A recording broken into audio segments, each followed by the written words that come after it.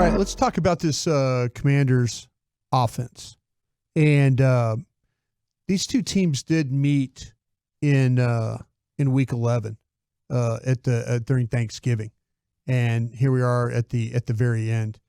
There's some of the things that the Commanders, that the first time around, they were primarily 11 personnel teams, so it's the 3 wide receivers.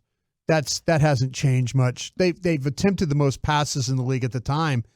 They had attempted 442 passes when they met the first time. The Commanders still hold that honor. They've thrown the ball 608 times this year, all right, which is most in the league. But the biggest problems they have is they've also thrown 19 interceptions, which is the second most in the National Football League. That's tied with the Patriots. Yeah. So if you look at their situation, cost me a bet payoff. Yeah. I think that's why it appeared as Mike Maddox, some of those Washington picks. They've also struggled with sacks and pressures, which has been a big problem for them. They've been sacked 61 times, which is the 4th most in the league. And they've been pressured a league high 267 times. That's the worst in the league. And so their offensive line is different from where you faced them the first time around. There's a couple of starters that are no longer starters for them. This group's changed, like I said, a little bit.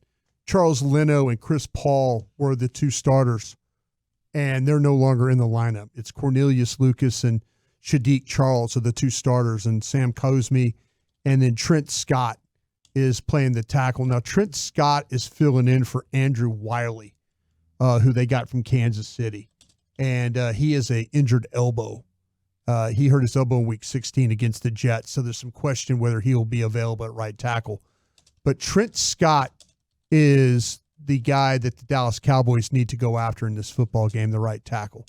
He and Nick Gates, the center, are the 2 players that I feel like that along that offensive line struggle for these Commanders. So if you could get some of those one-on-one matchups, this is where I feel like you can do some good with some of those pressures. And we talked about the number of pressures that they've faced.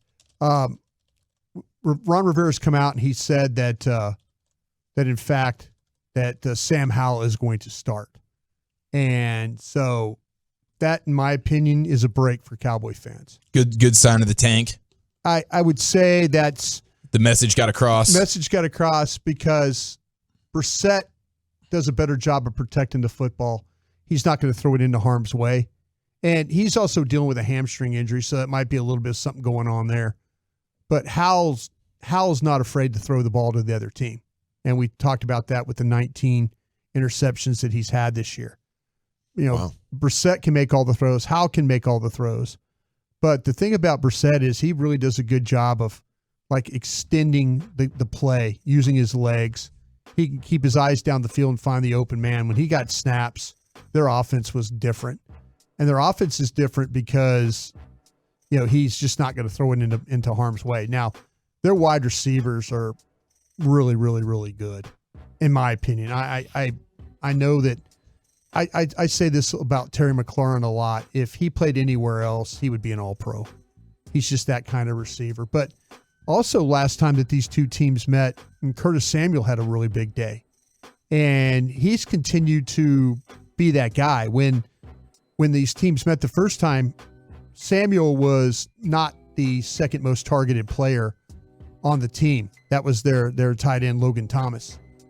Now, Samuel has become the second most targeted player on the squad and also in receptions. And he's only had 1 drop this season.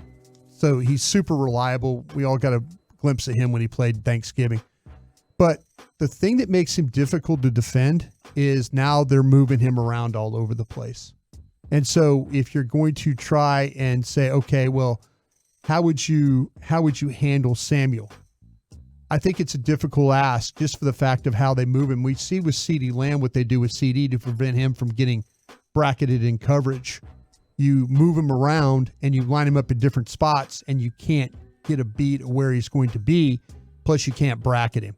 And the Commanders are doing the same thing with Samuel. So he continues to be the hot hand for them.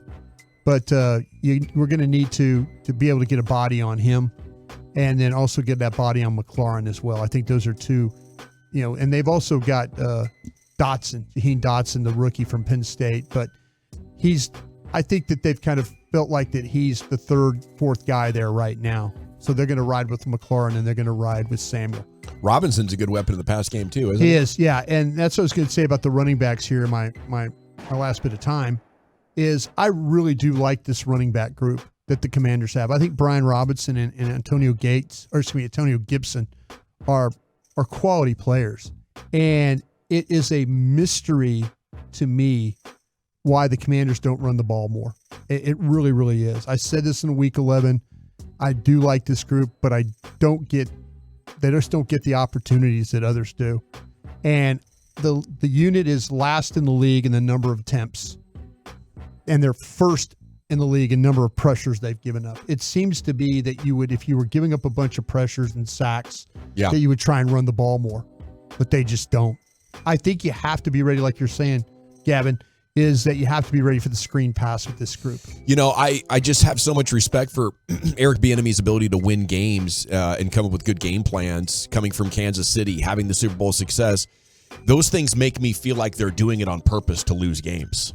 I think this is how you tank in the NFL. You just drop a game plan that's good for development. We're trying to develop a quarterback. Let's pass it all the time against defenses that are expecting to pass. Wow, that's great. Yeah. We're not going to run while we're giving up all these pressures and throwing interceptions. To me, that means Eric Bieniemy knows this is a developmental year, and this is a year where there's going to be a lot of good quarterbacks. And if we want to put our organization in a good place, we got to lose these games. The NFL's at war with tanking, though. Yeah. That's what we know. If you even have an internal email about it and they find out, they're going to fine your ass. They're going to, they take it so seriously. Not NBA serious, like we're going to dock you a couple mil, but it's like a threat to their existence if they find evidence that you're tanking. I think that if he is in fact tanking games, then he had better have the assurance that he is going to be the coach of this football team when Ron Rivera is gone. Yeah. I'm not really interested in ruining my relationship of what? And this is a coach in Ron Rivera who's run the ball his entire career. Yeah. What's interesting though about, what team in the league is second in the least amount of carries for their running backs? You guys have a guess? It's a very prominent football team. It's been offensively very good throughout. Miami? No, Kansas City. Yeah.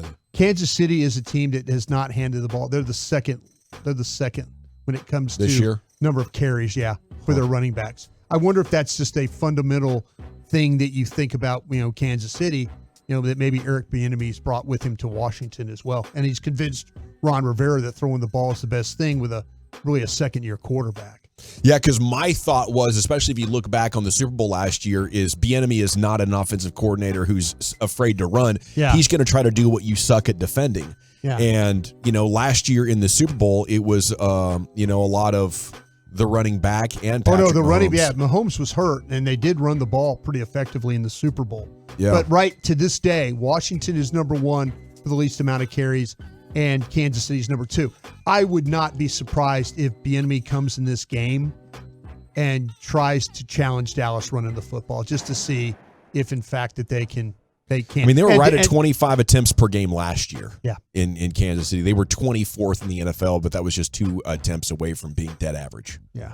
So it's going to be a fascinating game because I worry about the fact, like I've said, I've worried about them going out and trying to win a game. Well, there's 2 ways I think there's a number of ways Washington can beat you, but I think in order to get the best of the Cowboys defensively, you have to be able to run the ball. Yeah. And if you can run the ball and they have bad discipline, now you got something going against the Cowboys. If you're planning on passing, you better have plays right into their legends. strength. Yeah. You better have legends going up against them. Yeah. Their offensive line will struggle with the pass block and stuff. So that's why I kind of feel like that maybe we might see a shift in what maybe the Commanders do in this football. I like the way you slowed down when you said shift. I did. I made sure I pronounced it correctly. Yes. We're going to take a look at this Commanders defense, and we need to focus on the injury report today when we get that, because guys like Jonathan Allen are on that injury report, and there's a possibility that Jonathan Allen might not play in this football game. So we'll see if that's the case. And that I feel like that when you look at the Commanders on defense, it really starts with their defensive tackles. The Cowboys did a hell of a job against these defensive tackles in the game on Thanksgiving. You know, they really and that's the thing that worries me a little bit with we'll see about with Tyler Smith not playing, because Smith and Broaddus and Martin did a hell of a job with those two inside guys right there. So, but if Jonathan Allen doesn't play, and Jonathan Allen's been very vocal, right, about his displeasure, and the fact that he's on the injury report, maybe there's some carryover now that, like, listen, why do I have to play in this game? And he could potentially sit this one out. That would be a huge benefit for the Dallas Cowboys right now. Oh yeah, you'd love to hear that. Yeah. So I would think football's got to be the number one sport that is toughest to play, like with your heart not actually being in it, especially if you're an interior trench player. Like if you don't want to be here, man, that's a miserable 3 hours. Yeah, it's tough. Those guys have gone through a lot too. There was some expectations going there in Washington, and for them not to live up to what they thought they were going to be when they got rid of their defensive ends. That's the problem right now when you watch the Commanders. Is Dallas did a really good job not only blocking those inside but blocking the edges too. It was one of the better games they had running the ball, if you remember. Then Tony Pollard, I think, had over 70 yards rushing in that game. And they were able to kind of play perimeter runs. They were able to use like some weak side runs, crack toss, things like that. So keep an eye on that. But with these defensive tackles, and if TJ Bass, in fact, is the starter, I was going to kind of think, like, because I went back and watched the 49ers game last week, and Allen was doubled 13 times by the 49ers in that game. And Payne was doubled 8 times. Well, if you don't have Allen in that game, maybe there's that's John Ridgeway and Valerian. I think that's how you say his name. Valerian Mathis is the 2 tackles. Those are the backups that they have. Ridgeway. What was John Ridgeway? Was a draft pick. He was a Cowboy. I can't remember what he had a nickname. He was from Arkansas. The Vanilla Gorilla. That's right. Boom. The Vanilla Gorilla. That rope with the piece and chain. Yes, dude. Faded up and everything. Rapping Paul Wall. Can't believe the Cowboys punted on him, man. Yeah, they sent him on his way, and he was claimed by. He was made for Dallas, bro. He was made for Dallas. At least for the streets. This linebacker crew for the Commanders is not very good. Cody Barton, I think, is their best player. There's a couple of times during the game where he was matched up against Jake Ferguson. It didn't work out very well for the Commanders. I don't expect Ron Rivera to make the same mistakes that Jack Del Rio did in this game. I don't know if he's got the players to be able to play against Dallas the way it needs to be played, but he's got to do something different. Teams are starting to treat Ferguson differently too.